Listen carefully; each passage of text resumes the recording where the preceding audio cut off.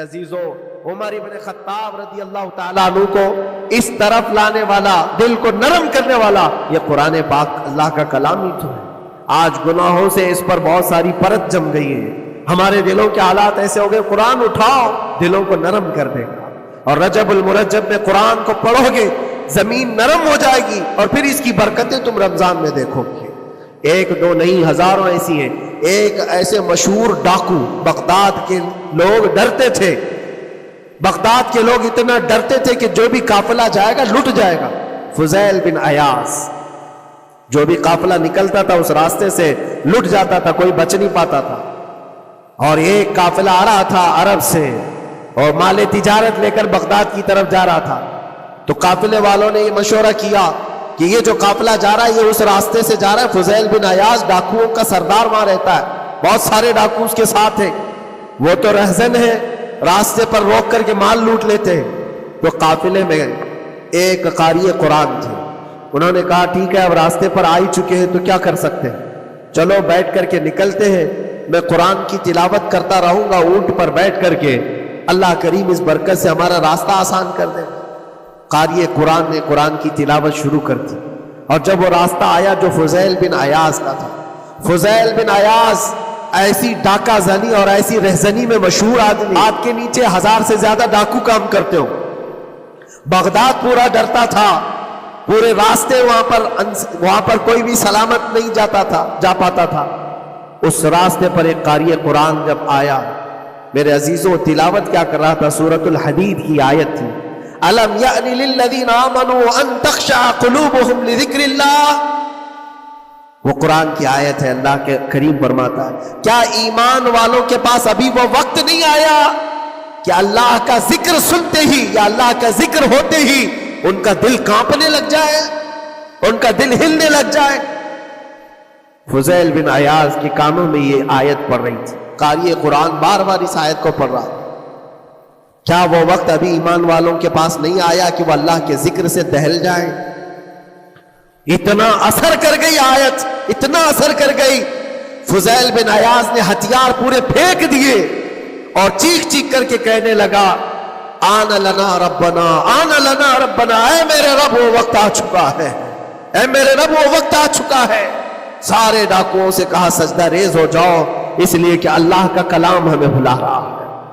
برسوں سے ڈاکہ زنی کرنے والے، برسوں سے راستے لوٹنے والے، قرآن کی ایک آیت نے دل بدل دیا، دل کے ایسا انقلاب آیا، سب کچھ چھوڑ دیا، اور اس کے بعد نکلے۔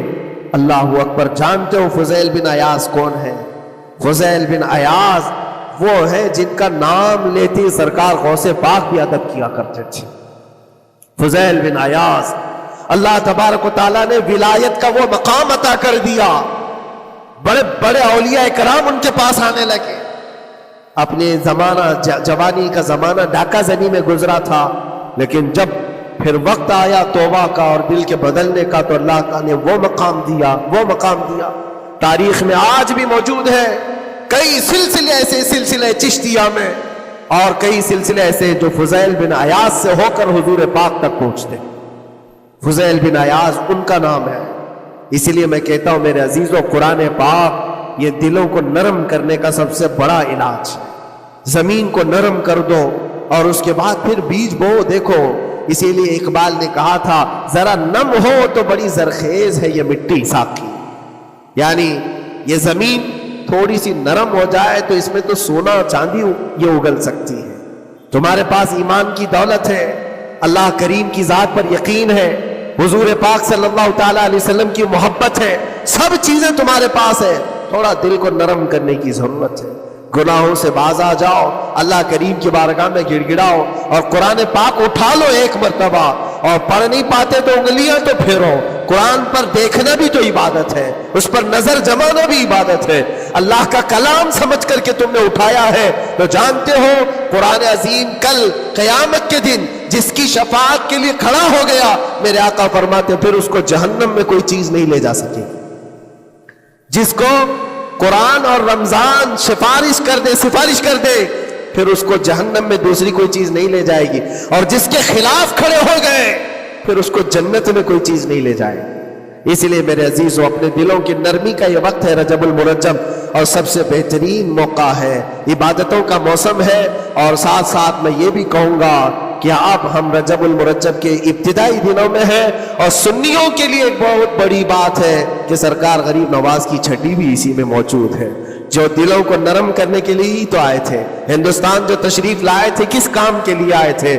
انہوں نے اپنے ذکر کی مجلسوں سے، اپنے واعظ و نصیحت سے ہزاروں کے دلوں کو نرم کیا ہے۔ آج بھی سرکار غریب نواز کے نام پر لوگوں کا دل نرم ہو جاتا ہے، اچھے اچھوں کو دیکھا ہے دل نرم ہو جاتا ہے۔ کیوں؟ وہ ایسے بزرگ تھے جنہوں نے اپنے تصوف کی تعلیمات سے کڑک اور سخت دلوں کو نرم کیا ہے۔ اللہ کریم نے ان کو ہمارے پاس جو بھیجا وہ عطائے رسول بن کر کے آئے۔